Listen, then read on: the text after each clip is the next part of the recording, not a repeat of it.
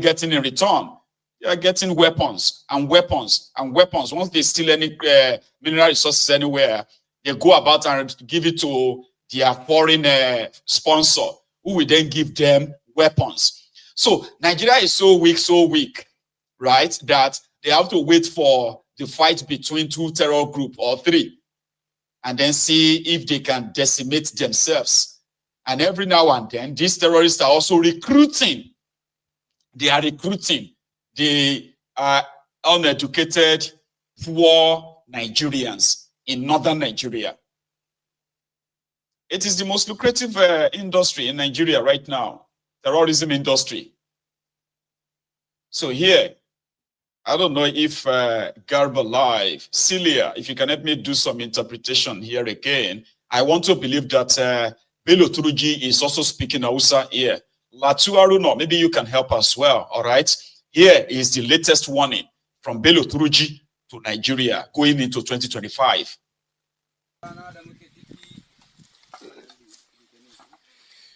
Yo Laraba.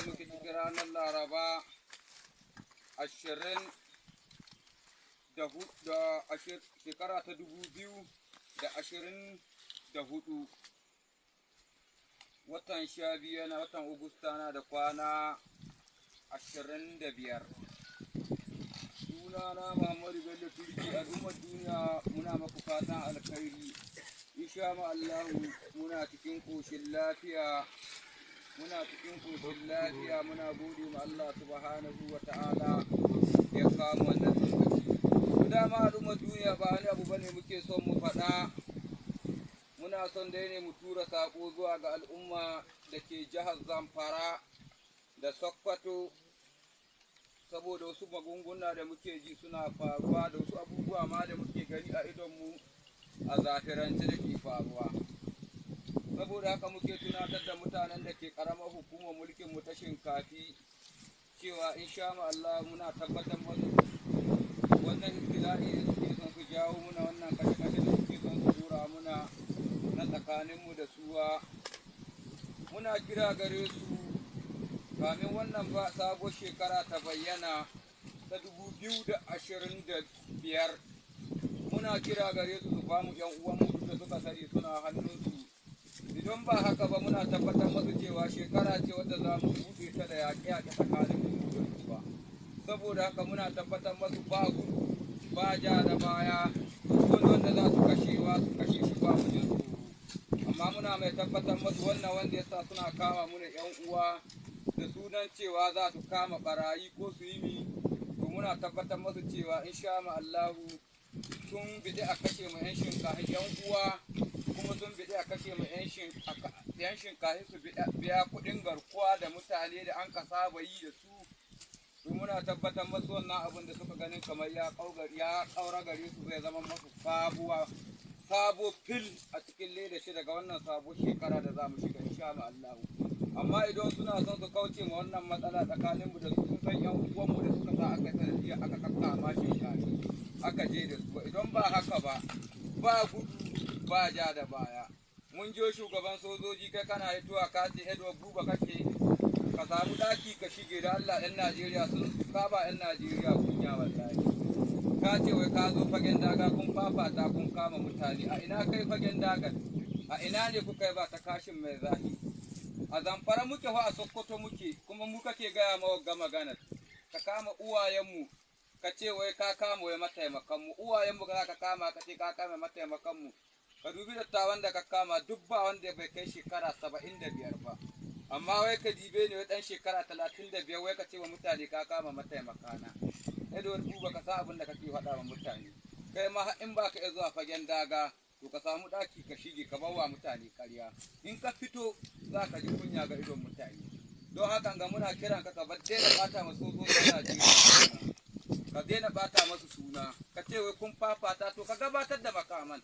Muna son ka gabatar da makaman da ka ɗauka wurin fafatawa ko ka ga mai hankali sai fahimta da ka fafata da ku. Mu ba wata fafata da kai, yan uwan mu asibiti ka zo ka ɗauki wasu kuma kasuwa ka kama su. Babu inda muka fafata da kai. Ƙarya kake ko kai awwa ƙarya kake, kuma in fafatawa kake so da mu ba da uwayenmu ba ai ka san inda muke. ka zo mu fafata da kai, ka san mu ka san mu. A saboda haka muke kiran ku al'ummar Shinkafi da kewaye da Isa da Zurmi. Muna mai tabbatar muku insha Allah wannan sabon shekara idan dai ba ku ɗauki mataki ba na hudannan karnukan da ke sanadin ana kashe ƴan uwanmu don mu je mu kashe ku ba, to insha Allah za ku samu abin da kuke bukata a wurin mu. Insha Allah dama kashe mutane mun iya, mun saba, mun koya. Kuna ganin mu ba ƙauyu, muna ganin ku itacen hawa. Saboda haka duk wani gari ya bijira umarnin mu, kamar wannan kangon za mu mai da wannan gari insha Allah. Ko wani gari ne insha Allah sai mun mai sai kango. Ai mutane ake mulka ba dabbobi ba. Ya sojoji za su je su samu mutane asibiti su ta kwasa su ce sun kashe yan ta'adda. Ba sai ga yan ta'adda suke ba, su je su ta ƙarya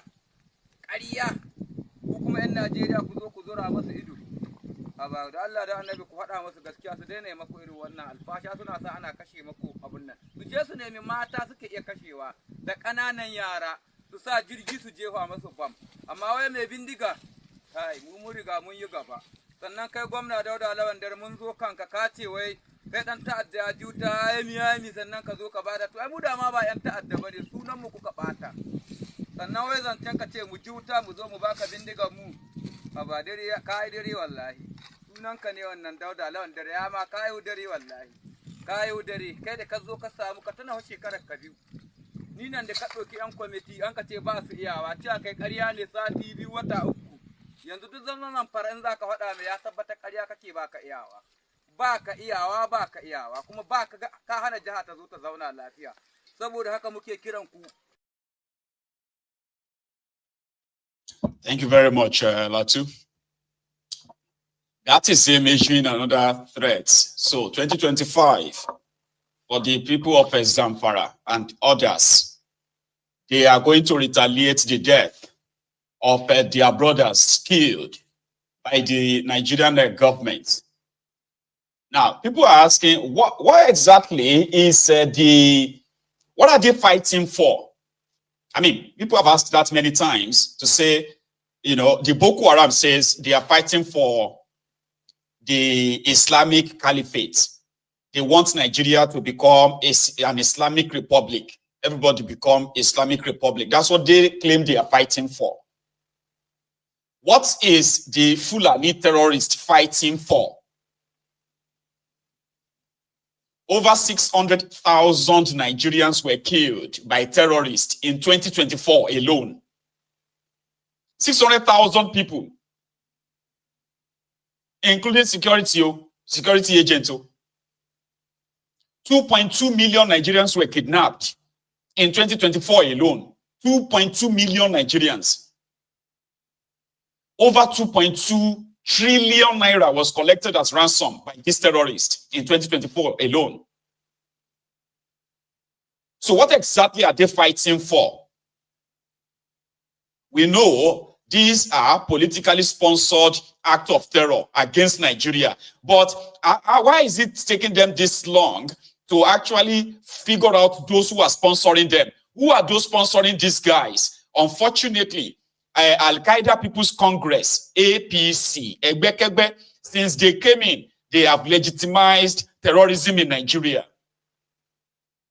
They are the first set of people, I think, that started giving amnesty to terrorists.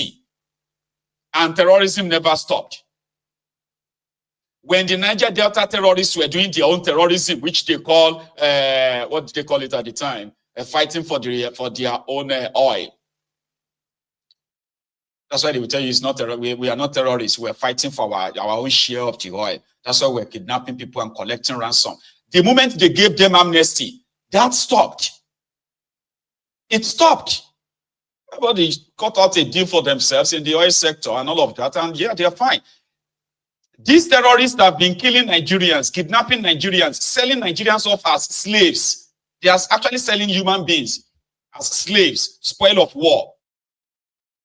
And Nigeria claimed that they have rehabilitated. Nigerian government claimed they have rehabilitated over 200,000 repentant terrorists in the last 10 years. 200,000 repentant terrorists. But this has not reduced the terrorism. It hasn't. So what exactly are these guys fighting for? I don't know. Honestly, I don't know. But there's something I do know. The people funding them believes that this is their own tool for political power, to have political leverage. And it is making them a lot of money too. So what is the role of Nigerian government that is budgeting trillions upon trillions for defense in Nigeria, and yet the more money they throw at the terrorism in Nigeria, the bigger and stronger the terrorists have become in Nigeria? Who are their sponsor? What is the job of the NIA, NSA, all these AA and all these guys in charge of intelligence gathering, DSS? What exactly is their job if they cannot figure? I mean, UAE gave us the names of those who are sponsoring terrorism in Nigeria, including some of them who are living outside Nigeria. Nigeria, which has terrorists in government, state governors, ministers, commissioners, and name them. In the army, you have these terrorists everywhere, terrorist sympathizers everywhere. The government couldn't fish them out because the government would actually have to sack itself if they really want to fight terrorists, because they are the terrorists. In my own book, you can call it conspiracy theory as well. But we have seen those who openly, publicly identified as terrorist sympathizers, held sensitive public positions in Nigeria, and they got away with a lot of it. Treason against your supposed country. So what exactly is the job of the government if they can't fish out the sponsor? Because if you want to tackle a problem, you probably should go straight to the source. Who are those sponsoring them? Who are those benefiting from this? Fish them out, pick them, or maybe they are just too powerful to be touched. And the Nigerian army, oh, where are they? Oh, they are in the eastern part of Nigeria. Those who are traveling home for the Yuletide, for Christmas, New Year, in the eastern part of Nigeria, they had to face the roadblock of the major road to the eastern part of Nigeria. The Nigerian army were there, but they mounted hundreds of roadblocks collecting money from these travelers. Have you seen this? This is the military checkpoint at OP. You can see what these people are causing here. The road is fully blocked. Can you watch the go slow from here to far? You can't believe it. What is happening here? You can't believe it. See, go slow. This is unbearable. Please, let it to div make a call to those who are at OP Junction. OP, those army at OP, so that to open this door. They will open this road for motor to pass. This is too much.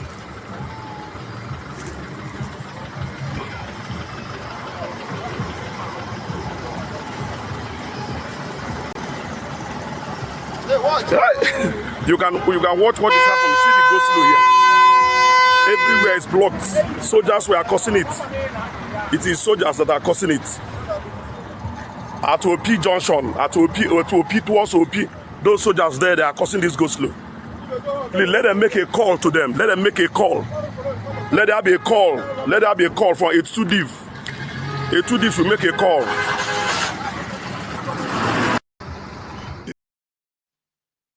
Yeah, they are collecting money. They are not there to provide security. Oh. No, security bow. No. Everybody passing this road, you must pay toll to us. 1,000 naira per vehicle if you want to pass. While terrorists are having field day in northern part of Nigeria, even in eastern part of Nigeria.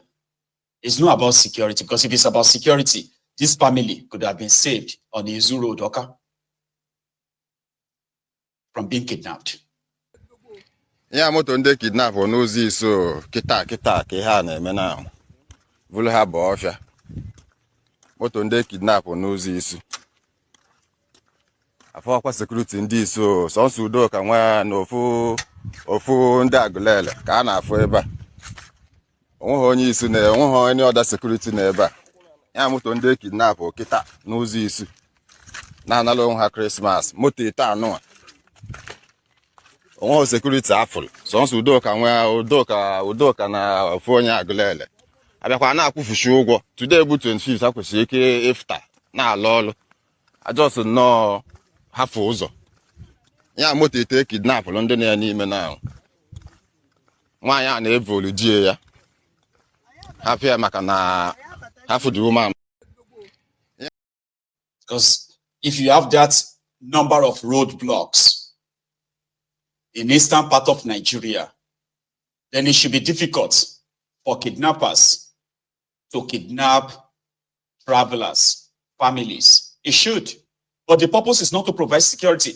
The moment they collect all the Araba, or any moment that the terrorists are just about to happen, they will disappear. We've had people who have been kidnapped, especially in the eastern part of Nigeria, paid ransom, and they came out and they said they were kidnapped not far from checking points of the military. So what exactly is their purpose in the eastern part of Nigeria? Providing security? No. They are not there to provide any security. They are there to make their life hell. And they do that so, like, unchecked. It is sad, if you ask me, you know. But let's leave that. The last few days, we've had, so it's more or less like an emotional roller coaster from Ibadan to Okija and then to Abuja, where the poorest Nigerians have lost their lives, including children. Because they are hungry. They want whatever these philanthropists have to share, they want them too, with no provision for what is called the health and safety, protection of their lives and their lives. So the lives of an average Nigerian is almost like a worthless to those who are supposed to uphold the sanctity of life, protect them. It's unfortunate, but there is always what is called the scapegoating in this regard. In Ibadan, where 35 children lost their lives 2 days or so to Christmas. In Okija, where 35 people lost their lives also a few days to Christmas. Similarly in Abuja, but that of Ibadan seems, because it was the first, seems to have been the only one that has attracted the government attention, and the organizers have been arrested, remanded in prison, and people have been reacting to that. Okay, that I did say something on that last night when I was doing my, Christmas Day complimentary gist and all that. So the wife or the ex-wife or ex-queen of the honey of Ife, Naomi, as well as the radio host, Oriyomi Hamzat, have been remanded in prison. I actually have the court charges. I'll display that in a moment. But let me branch out something to say about that. So those of you who haven't seen this, right, let me share this with you on the same matter. And the mother of the ex-queen has also cried out to people to please help her. Her daughter is innocent. She is only trying to help her people. Watch this.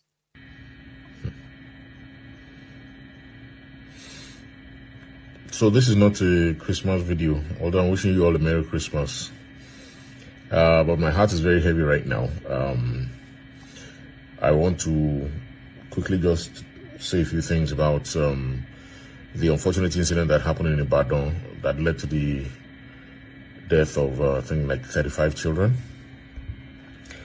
And I was very sad when I saw that, in fact, when I first heard that the organizers, that's protest Naomi and Oriyomi Hamzat have been arrested. I was sad when I heard they were arrested. Now I heard they were charged to court and they've been remanded. I think remanded means that they've been detained until the next adjourned date or something like that. On honestly, I'm really curious to hear the charges. I'm sure it's going to border on negligence or blah blah whatever. But okay, let's just do a quick analysis. Anyway, I want to believe that they have very good lawyers, because this case is nonsense. I'm sorry to say, and this is not me trying to be insensitive to the plight of the children that died. It is very tragic. But if the purpose is to punish those responsible for the deaths, how is it the organizers? Now, okay, let's look at the facts on ground. The event was supposed to start for 10 a.m. Okay, the security personnel was supposed to arrive for 8. The venue was locked. All right, and it wasn't meant to be open till the security personnel arrived by 8 for an event that was supposed to start at 10. Now, from what we have, from the reports we have, people came overnight.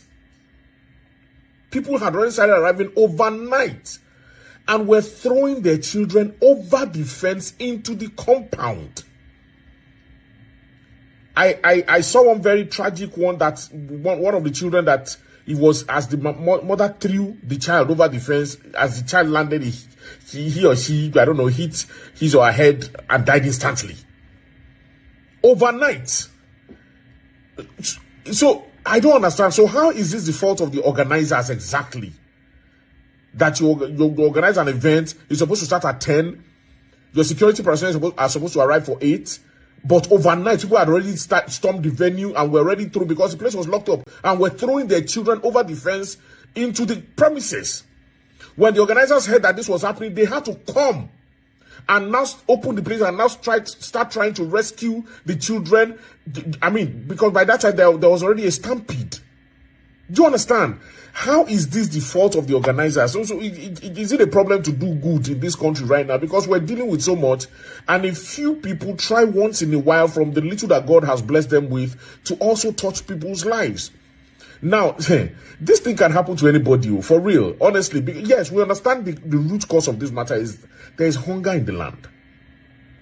But is it hunger that will make you to endanger the life of your child, throwing your child over the fence? How bad is that hunger? I think we are sick. We are not well as a people. We are not all right. Do you understand? I think we're not all right.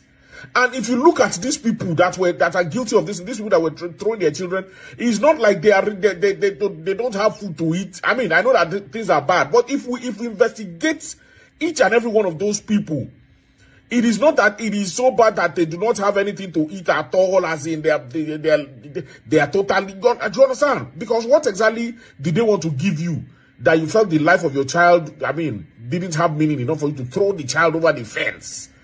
Spider-Man over the fence.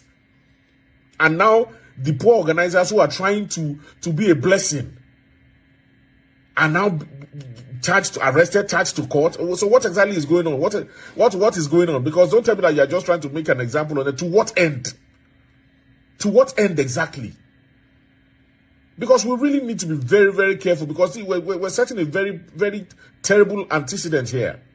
I mean, very terrible precedents. Pardon my grammar. Do you understand? We need. Look, I think people need to speak up about this. Why are those parents? Why have the police not fished out all those parents that threw their children over the fence and also charged them? Because as far as I'm concerned, they are the offenders. An event is supposed to start for 10. What business do you have there being there overnight? These are the people that the police are supposed to arrest and investigate and question, not the organizers. Because the organizers, I mean, it's clear. The facts are... I don't hear you. So, Olokbamako, everybody, last to me. I have a very quick info on the matter that the Nigerian Republic head of state, Gianni, exposed and Nigeria denied. I want you to watch this. The arrival of the of the French forces in Borno and setting up their base in Borno. As much as Nigeria is denying it, here is an AP Associated Press clip. Quickly.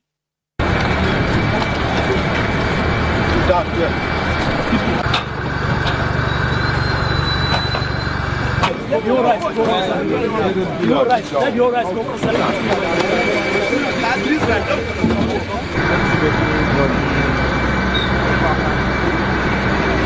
So, like I said, the troops are just fresh out of the Nigerian Army Peacekeeping Center, where they've been given the rudiments, the basics, the tactics, the procedures for peacekeeping operation and peace enforcement.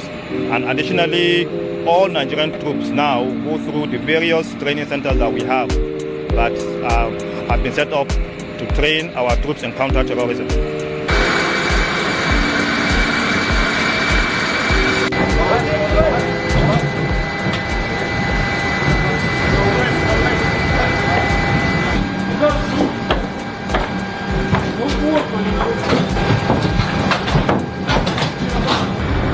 Elle est à côté de moi, ok, ça marche. On va voir leur major si c'est bon, et puis si c'est bon, 87. Alors au jour d'aujourd'hui, ils sont arrivés donc des troupes togolaises, des troupes nigérianes, ainsi que des troupes béninoises. Donc les Nigérians, ils sont au nombre de 156 actuellement. Les Togolais sont au nombre de... Ils sont un peu moins nombreux, ils sont à peu près 100 actuellement. Et les Béninois sont actuellement au nombre de 25, il y en a 25 autres qui arrivent ce soir.